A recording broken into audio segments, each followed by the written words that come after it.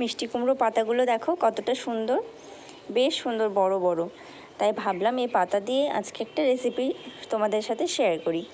তো চলো পাতাগুলোকে আগে সুন্দরভাবে কেটে নিই আর কেটে ধুয়ে রেডি করে নিই।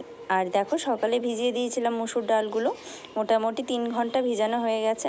তো এবার এগুলোকে পেস্ট করে নিলাম আর কড়াইতে জল গরম করে একটু লবণ দিয়ে পাতাগুলোকে ধুয়ে একটা ছাঁকনির মধ্যে দিয়েছি জলটা ঝরতে, যাতে পাতাটার জলটা ঝরে যায়। এবার যেটা করব, সেই মুসুর ডাল বাটাটা একটা বাটিতে নিয়ে নেব আর কিছুটা পেঁয়াজ আর রসুন আর লঙ্কা কুচি কুচি করে নেব। এবার মুসুর ডাল বাটাটার মধ্যে পেঁয়াজ কুচি, রসুন কুচি আর লঙ্কা কুচিটা দিয়ে দেব আর দেব হলুদ গুঁড়ো, লঙ্কা গুঁড়ো আর একটু লবণ, আর সাথে দেব বেশ কিছুটা সর্ষের তেল, দিয়ে ভালো করে হাত দিয়ে মেখে নেব।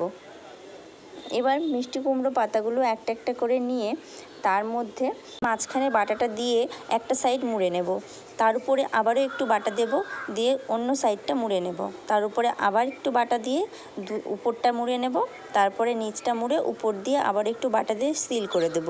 এইভাবে প্রতিটা পাতা আমি পুর ভরে রেডি করে নিয়েছি।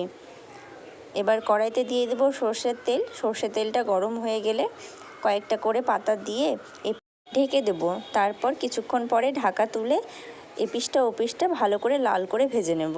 এভাবে প্রত্যেকটা পাতা সুন্দরভাবে ভেজে তুলে নিয়েছি।